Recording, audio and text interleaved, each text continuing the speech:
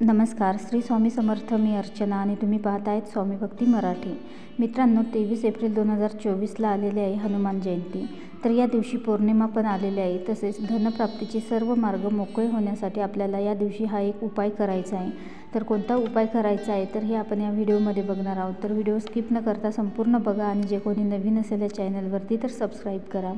तर बघा, हा उपाय आपल्याला संध्याकाळी करायचा आहे. हनुमान जयंतीच्या दिवशी संध्याकाळी आपल्याला 11 नंतर आपल्याला हा उपाय करायचा आहे. तर हा उपाय केल्याने आपल्याला आपल्या कष्टासोबतच आपल्या नशिबाचीही साथ मिळेल. तर बघा, आपण खूप कष्ट करतो, मेहनत करतो, पण तरीही पाहिजे तसे आपल्याला त्याचे फळ मिळत नाही, यश मिळत नाही आणि त्यामुळे कष्टाला योग्य ते फळ मिळण्यासाठी आपल्याला हनुमान जयंतीच्या दिवशी हा एक अतिशय प्रभावी असा उपाय करायचा आहे. तर पौर्णिमा, या दिवशी पौर्णिमा पण आहे. तर पौर्णिमेला आपण माता लक्ष्मीला प्रसन्न करण्यासाठी माता लक्ष्मीच्याही अनेक सेवा करत असतो. अनेक भक्त आपले संकट दूर करण्यासाठी किंवा घरावर किंवा घरातील लोकांना काही बाधा झाली असेल तर ती दूर करण्यासाठी हनुमान जयंतीसारखा पवित्र दिवस नाही. त्यामुळे या दिवशी तुम्ही काही उपाय हे अवश्य करावे. तर अगदी साधे उपाय आहेत. तर हे जर तुम्ही उपाय केले तर तुमच्या घरातील सर्व प्रकारच्या आर्थिक अडचणी किंवा इतर काही अडचणी असतील तर या सर्व कमी होतील. तसेच काही आजारपण, संकट आले असतील तर तेही दूर होतील. तर बघा, हनुमान जयंतीच्या दिवशी आपल्याला धनप्राप्तीसाठी अतिशय प्रभावी असा हा उपाय करायचा आहे. तर तुम्ही जो काही काम करत असाल, म्हणजे जे काही तुमचं काम असेल तर त्यात तुम्हाला नक्कीच फायदा होईल. मुलगा नोकरी करत असेल, त्याचं प्रमोशन होत नाही किंवा पगारवाढ होत नाही, पैशांचे प्रॉब्लेम तर हे चालूच असतात. तर त्यासाठी तुम्ही हा उपाय करू शकता. तर हा उपाय रात्री 11 नंतर हनुमान जयंतीच्या दिवशी आपल्याला करायचा आहे. तर रात्री 11 नंतर हा उपाय करायचा आहे. तर यासाठी आपल्याला लागणार आहेत लवंग. तर अख्खे लवंग आपल्याला चांगले आणि खराब नसलेले किंवा किडलेले, तुटलेले नसावे असे हे लवंग आपल्याला लागणार आहे. त्यासोबतच आपल्याला मोहरीचं तेलही लागणार आहे. तर जवळच्याच मंदिरात जाऊनही तुम्ही हा उपाय करू शकता किंवा मंदिरात जाऊन तुम्हाला जर हा उपाय करायला जमला नाही तर तुम्ही घरातच छोटासा हनुमानांचा फोटो असेल तर त्यासमोर बसूनही तुम्ही हा उपाय करू शकता. तर उपाय करताना हनुमानाचे तोंड हे दक्षिण दिशेला येईल अशा प्रकारे आपल्याला हनुमानांचं मूर्ती किंवा फोटो हे ठेवायचा आहे. तर हा फोटो आपल्याला एका पाटावर लाल वस्त्र टाकून त्यावरती आपल्याला हा फोटो ठेवायचा आहे. त्यानंतर फोटोची पूजा करायची आहे. हळदी, कुंकू, अक्षता अर्पण करायचे आहे. त्यासोबतच गूळ आणि भाजलेल्या हरभऱ्याचा नैवेद्यही दाखवायचा आहे. तर अशा अगदी साध्या पद्धतीनेही तुम्ही पूजा करू शकता.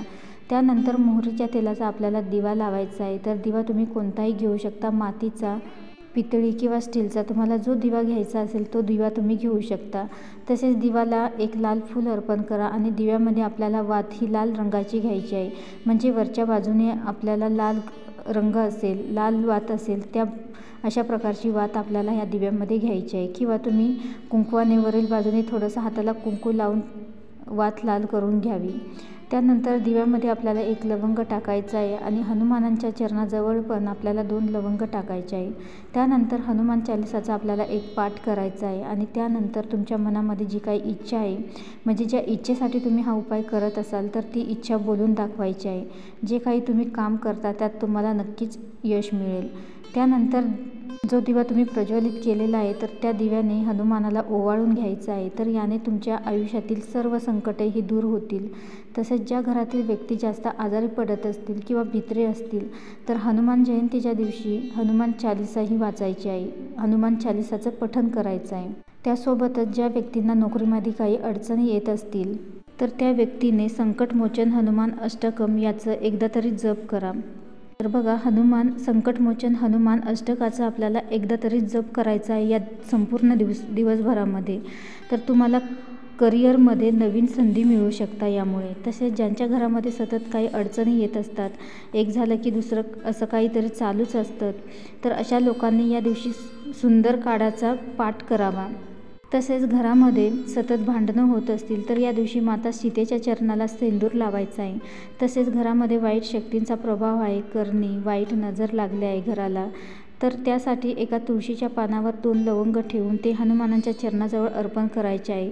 तर हे मंदिरात किंवा तुम्ही घरातही करू शकता. त्यानंतर हनुमान जयंतीच्या दिवशी घरामध्ये एकदा तरी हनुमान चालीसाचा पाठ करायचा आहे किंवा तुम्ही श्रवण केलं तरीही चालेल. कारण श्रवण केलं तुम्ही मोबाईलवर लावलं तर त्या ध्वनीने तुमच्या घरातील सर्व नकारात्मकता ही नष्ट होण्यास मदत होईल। तर अवश्य तुम्ही हनुमान जयंतीच्या दिवशी हे उपाय करून बघा। नक्कीच तुमच्या धनप्राप्तीचे सर्व मार्ग मोकळे होतील आणि तुमच्या घरामध्ये ज्या काही अडचणी समस्या असतील तर त्याही कमी होण्यास मदत होईल। तुमच्या आर्थिक समस्याही कमी होतील। तर अवश्य तुम्ही हे उपाय करून बघा आणि अनुभव घेऊन बघा। व्हिडिओ जर आवडला असेल तर नक्कीच लाईक करा, कमेंट करा, शेअर करा आणि सबस्क्राईब करा। श्री स्वामी समर्थ।